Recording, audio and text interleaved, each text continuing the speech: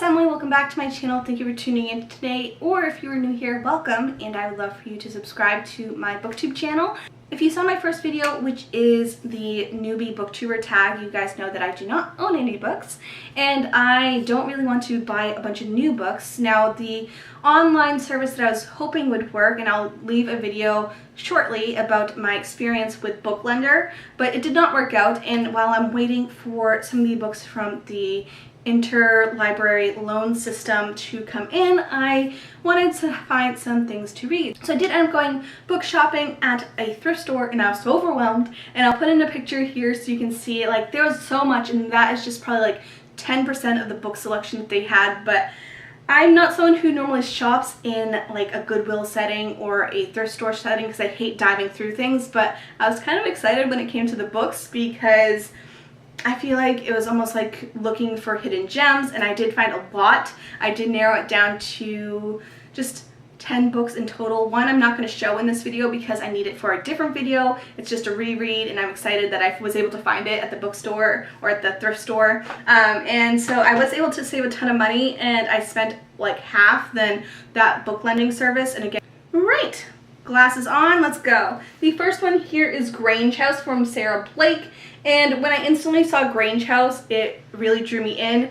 Now, it seems like it's really old-fashioned, but when I was growing up in Maine, I was part of a Grange. So I saw that in the title, and it instantly was like, I don't think it's actually about a Grange, but it also intrigued me because on the back, it says, in 1896, when Macy Thomas turned 17, her annual summer visit to a hotel on the coast of Maine marks a turning point. A series of ghostly incidents casts a shadow over Macy's summer and her future, as she considers the attentions of two young men. Rich with details of a bygone era, Grange House is a page-turning novel of literary romance and suspense. Just to let you know, I'm actually originally from Maine. I moved to San Diego, now I'm here in Mississippi, but I'm originally from Maine, and this had Grange in the title, and I was a part of a Grange. I actually still am an active member. Well, I pay my dues, but I'm actually not an actual member anyways. But I'm excited about this, and I feel like it's just, I like reading books where you can kind of know where they're talking about, so I'm excited. So this next one is Unwind by Neil Shusterman, and the cover just looked really intriguing, and it was like on the top of a stack, and I was like, So I'll read it a little bit. The Second Civil War was fought over reproductive rights. Life is inviolable from the moment of conception until age 13. Between the ages of 13 and 18, however, parents can have their child unwound, whereby all of the children's organs are transplanted into different donors, so life doesn't technically end. Koerner is too difficult for his parents to control. Risa, a ward of the state, is not talented enough to be kept alive. And Lev is a type of child who conceived and raised to be unwound.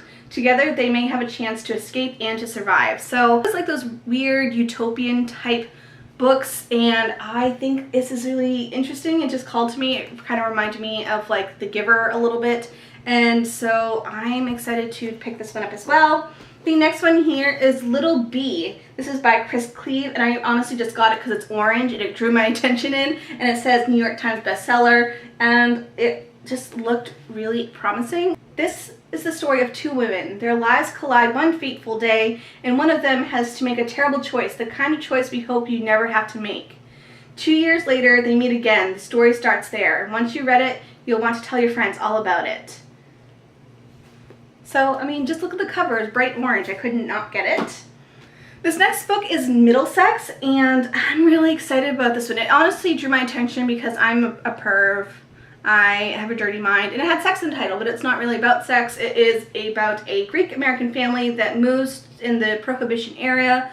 So they moved to Detroit, and it looks like they have a family secret that they try to discover, and there's like, I don't know, like a mystery to it, and it kind of looks really interesting. I like that era to read about. I always like historical fiction, and this sounds really cool. I always like a good mystery novel, so this one is The Stronghold from Lisa Carter, and it is a detective who is trying to figure out who's doing the kidnappings and the drug busts and such when it is between Mexico and Arizona, so there's a lot of like dual country aspects to this, and he's trying to figure it out, and I haven't read it yet. I like mystery novels, so this is just the reasoning why behind that one. Next we have Swollen by Melissa Lyon. And this one says, I run to feel my heart beat hard against my ribs, to feel strong, tough, and free. I run from school and the good girls, the bad girls, all the labels. Once, just days before he died of a swollen heart, I ran from the most popular boy in school. And then, the day he died, a new boy arrived. A boy I would run into if he would let me, and maybe he will. This is the story. It's about love. No matter how hard I try, it's never quite right. But I keep trying. I keep running away. So, I got that one. This book from James Patterson is Sundays at Tiffany's, and this one is about a girl who had an imaginary friend growing up, and then she kind of disappeared during her teenage years, and then as she's growing older and a little bit more lonely, she discovers this imaginary friend again. But I think it's an actual person that reminds her of the imaginary friend. I'm not quite sure, but I want to find out, so that's why I picked up this one. Now the Hell Will Start is by Brendan Koerner, and this is a World War II book. I'm really into that era, and this is about a couple people who are trying to get away, and there's this big manhunt for him, and I think the cover is really cool, and again, I like the era. The final book I have is for a readathon or reading challenge that I have here on YouTube, or not I have, but I'm participating in, and it is the Buzzword Challenge and Buzzword Readathon. I'll leave the video down below, but I really want to take part where they kind of take a word that's popular in a lot of titles right now, and you have to read something that has that word in the title, and then we will talk about it and such. So I kind of wanted to take part and do some type of readathon, so I did end up picking 30 Girls by Susan Minot. I saw girls in the title and I said, perfect, this is what I can read for that challenge. It is about two girls who are just in really bad situations, and they are coming together throughout the story, and I really want to know more about it, and also it's for that readathon, so I picked it up. So those are the 9 books that I picked up at the thrift store. I'm really excited about all of them, and I can't wait to crack some open. And I just finished a book last night, so stay tuned for more reviews to come. If you are new here, I'd love for you to subscribe and stick around and join my little booktube community. That's all I have for you guys today. I hope you enjoyed this video. If you did, please give it a thumbs up, and I will see you guys in my next one. Bye guys.